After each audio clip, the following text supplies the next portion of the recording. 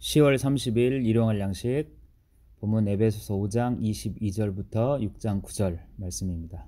행복한 가정생활과 직장생활에 대한 묵상입니다. 바울 사도는 교회에 대해서, 성도들의 삶에 대해서 말씀을 하다가 가정에 관한 이야기를 합니다. 가정은 가장 기본적이고 근본적인 단체이고 또 공동체입니다. 하나님께서 최초로 만드신 공동체이기도 하죠. 이 가정이 어떠한가에 따라서 그의 삶이 달라질 수 있습니다. 특히 코로나 시대에 가정에서의 생활과 또 가정의 신앙이 굉장히 중요한 것을 발견하게 됩니다. 오늘 본문 말씀을 통해서 가정생활에서 어떤 삶을 살아야 할지를 생각해 보면 좋겠습니다. 5장 22절부터 6장 4절까지 가정생활은 자세하게 나누면 5가지로 나눌 수 있는데, 첫째는 아내, 그리고 둘째는 남편, 그리고 가정, 자녀, 부모, 이렇게 나눌 수 있습니다. 5장 22절부터 24절에 아내들에게 주신 말씀은 남편에게 죽게 하듯 범사에 복종하라는 것입니다. 또 남편들에게 5장 25절부터 28절까지 주신 말씀은 예수님이 교회를 위해서 자신을 주심같이 아내를 사랑하라고 이야기합니다. 그리고 5장 29절부터 33절은 가정을 이루게 되었는데 둘이 어떻게 지내야 할지에 관한 이야기를 하고 있습니다. 6장 1절부터 3절은 자녀에 관한 이야기입니다. 자녀는 부모에게 순종해야 합니다. 그리고 6장 4절 부모는 자녀를 말씀과 주님의 마음으로 잘 양육할 것을 부탁하고 있습니다. 오늘 이 가정생활에 관한 말씀은 누가 성경에 기록된 대로 잘 하고 있는지 내 눈으로 살펴보라는 것이 아닙니다. 내 아내가 잘하고 있는지, 내 남편이 잘하고 있는지, 내 자녀가 잘하고 있는지, 내 부모가 잘하고 있는지 살펴보다가 잘못이 발견되면 즉시 즉각 정죄하라고 주신 말씀이 아니라는 것이죠. 오히려 이 말씀은 내가 아내면, 혹은 내가 남편이면, 내가 자녀라면, 내가 부모라면 그렇게 하는 것이 행복한 가정생활임을 이야기해 줍니다. 내가 그런 아내요, 남편이요, 부모요, 자녀가 되면 아내로부터 또 남편으로부터 부모로부터 자녀로부터 그런 대접을 받게 된다는 겁니다. 물론 예외적인 상황도 있겠지만 일반적으로 그렇습니다. 아내와 남편, 부모와 자녀는 기능적인 측면에서 차이가 있을 수 있습니다. 하지만 인격적이고 인권의 측면에서는 하나님의 형상대로 창조된 똑같은 인간입니다. 누가 더 해야 하는 것이 아닙니다. 그래서 5장 31절에서는 창세기 2장 24절 말씀을 인용합니다.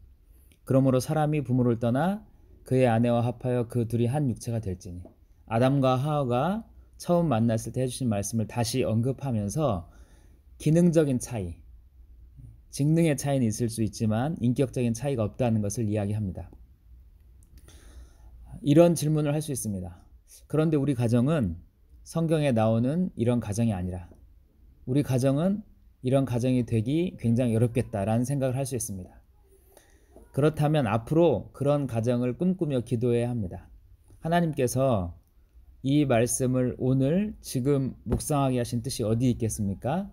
나를 통해서 그런 행복한 가정을 이루는 가정의 선교사로 보내셨음을 잊지 말아야 합니다. 이 말씀을 통해서 앞으로 나를 통해서 이루실 가정, 혹은 지금 우리 가정이 이렇게 이루어질 것에 대한 기도를 끊임없이 해야 합니다. 그리고 어려운 상황이 있을지라도 포기하지 말고 하나님께서 주신 귀한 가정의 꿈을, 작은 천국의 꿈을 키워갈 수 있으면 좋겠습니다. 이어서 6장 5절부터 9절까지는 직장생활에 관한 이야기입니다.